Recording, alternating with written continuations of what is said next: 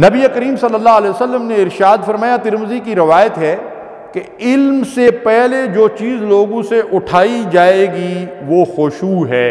قریب ہے وہ وقت کہ ایک آدمی مسجد میں داخل ہوگا اور پوری مسجد میں ایک بھی خشوع والا نہ پائے گا۔ انا للہ و انا الیہ راجعون۔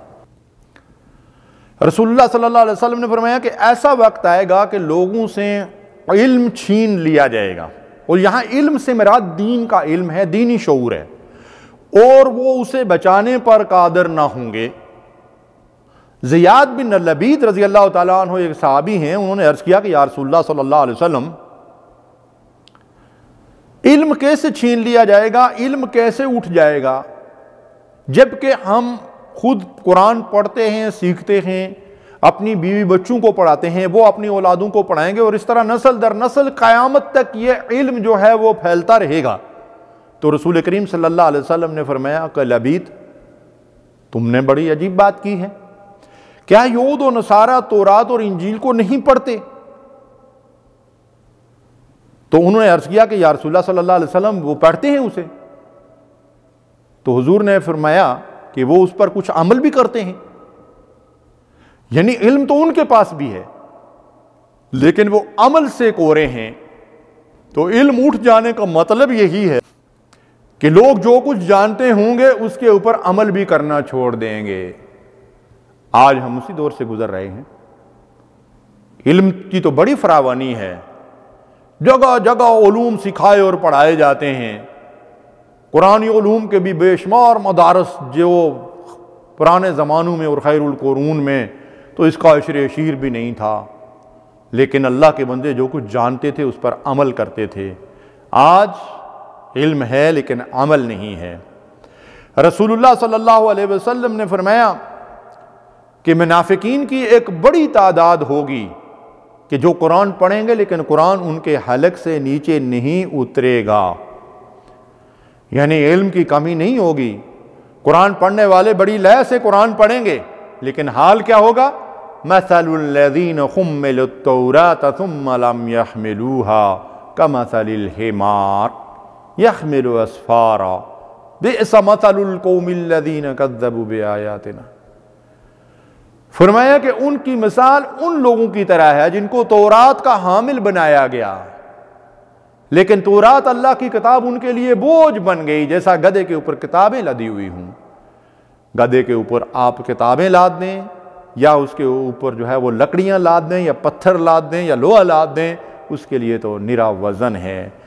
آج یہود و نصارہ کی طرح اللہ کی کتاب کہیں ہمارے لیے محض ایک بوجھ تو نہیں بن کر رہ گئی ہے کہ ہم اس کتاب کو نہ پڑھتے ہیں، نہ سیکھتے ہیں، نہ سمجھتے ہیں، نہ اس کے حلال و حرام کے مطابق عمل کرتے ہیں؟ تو کیا ہمارا حال وہی نہیں ہو گیا جو بنی اسرائیل کا ہو گیا تھا؟ نبی کریم صلی اللہ علیہ وسلم نے ارشاد فرمایا، ترمذی کی روایت ہے کہ علم سے پہلے جو چیز لوگوں سے اٹھائی جائے گی وہ خشوع ہے۔ قریب ہے وہ وقت کہ ایک آدمی مسجد میں داخل ہوگا اور پوری مسجد میں ایک بھی خشوع والا نہ پائے گا۔ انا للہ و انا الیہ راجعون۔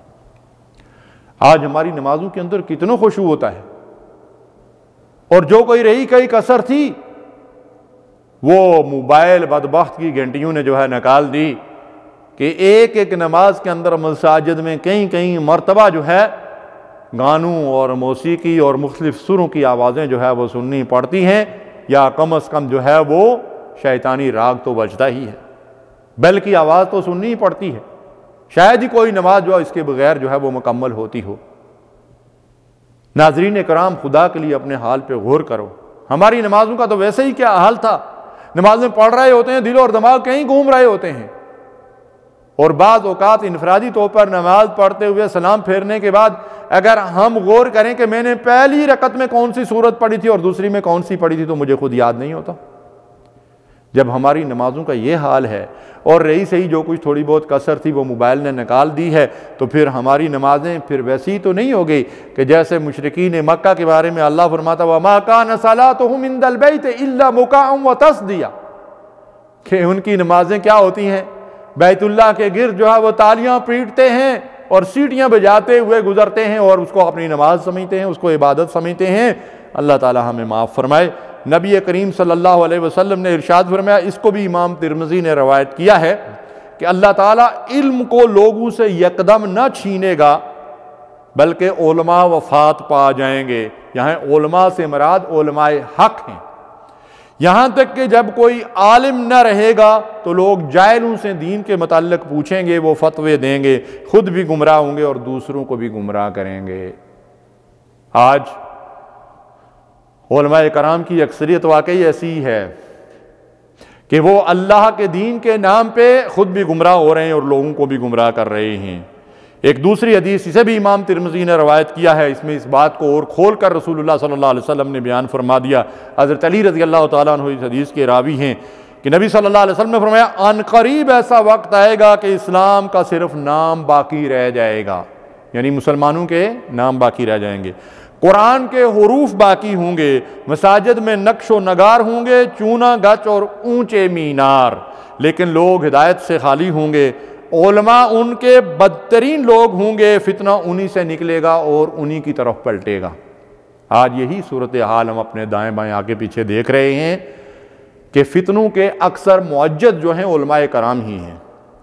اگر علماء کرام ہماری صحیح رہنمائی فرماتے تو آج ہم بانت بانت کی بولیاں بولنے کے بجائے، اختلاف اور انتشار کا شکار ہونے کے بجائے اور بہت سی امتیں بننے کے بجائے امت مسلمہ ہوتے، بہترین امت ہوتے، مومنین آپس میں بھائی بھائی ہوتے، اور ہم اس اختلاف اور انتشار کی وجہ سے اسلام سے قبل کی اس کیفیت میں آگ کے گڑھے کے کنارے کھڑے نہ ہوتے، بلکہ مسلمان ہو کر ایک دوسرے کے لیے اپنے دلوں کے اندر احترام پیدا کرتے اور دوسروں کا احترام کرتے۔ لیکن ایسا نہیں ہے، اور علماء ہی دراصل ان فتنوں کو ہوا دینے کا سبب بن رہے ہیں کہ وہ ہمیں کبھی نور بشر کے جھگڑے بتاتے ہیں، کبھی سنی بریلوی میں تقسیم کرتے ہیں، کبھی مقلد اور غیر مقلد کے ذریعے سے ہمیں فرقوں کے اندر تقسیم کرتے ہیں۔ اگر انہوں نے یہ تقسیم نہ کی ہوتی تو مسلمان آپس میں باہم دست و گریباں نہ ہوتے۔ اللہ تعالیٰ نے ہمیں مسلمان بنایا، خیر امت بنایا، وَسَمَّاكُمُ الْمُسْلِمِينَ، اس نے ہمیں اسلام کی شناخت عطا کی۔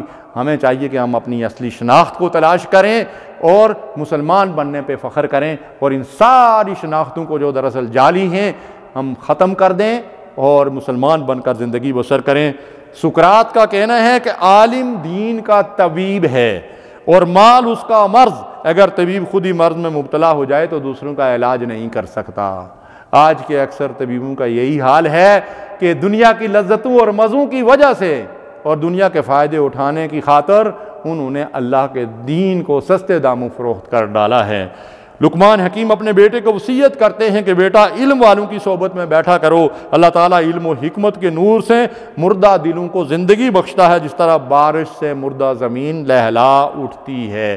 تو ہمیں چاہیے کہ دین کا علم حاصل کریں، قرآن کو سمجھ کر پڑھیں، رسول اللہ صلی اللہ علیہ وسلم کی حدیث کے ذریعے سے قرآن کو سمجھنے کی کوشش کریں، حضور کی سیرت کا مطالعہ کریں، صحابہ اور صحابیات کی زندگیوں کا مطالعہ کریں، دینی لٹریچر کا مطالعہ کریں اور دین کو سیکھ کر سمجھ کر اختیار کریں تاکہ اس کے مطابق عمل کر کے اپنے رب کو راضی کر سکیں۔ وآخر دعوانا ان الحمدللہ رب العالمین۔ اللہم صلی علی سیدنا محمد وعلی